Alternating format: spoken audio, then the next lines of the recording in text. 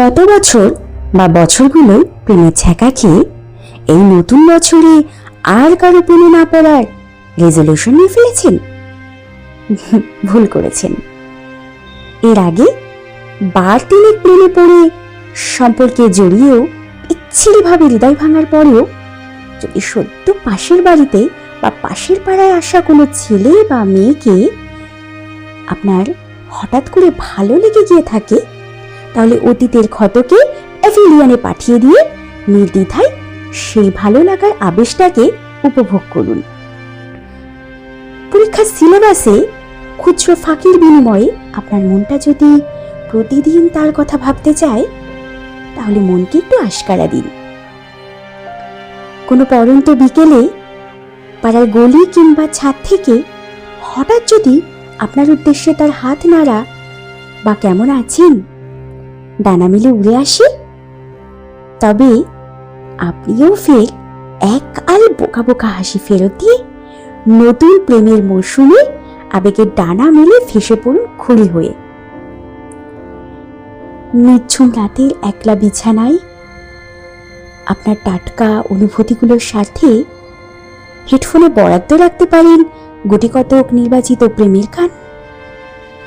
বালিশের পাশে থাকতে চাইলে থাক না মলাট ছেঁড়া শ্রীজাত কিংবা বুদ্ধদেব গুহ।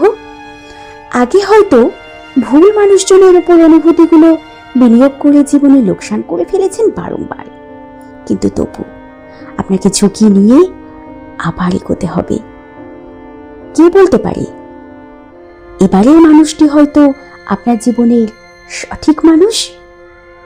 তাই আগের আঘাতগুলো সামলে আপনার মনটা যদি নতুন আবার কারো প্রেমে পড়তে চায়, তাহলে তার বিরুদ্ধাচরণ করে কোনো রেজলিউশন নেবেন না, কারণ মনের ওপর কখনো কারো হুকুম খাটেনি, খাটে না, খাটবেও না। মনে রাখবেন, ভালোবাসতে জানি বা ভালোবাসতে পারি বলে আমরা মানুষ। তাই প্রেম ভালোবাসার রাস্তায় যতই হোঁচট খাই না কেন, উঠে দাঁড়িয়ে নিজেকে নিঃস্ব করে আবার ভালোবাসতে হবে।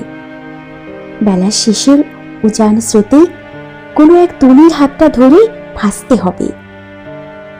বাকিটা জীবন একসাথে রোজ হাসতে হবে।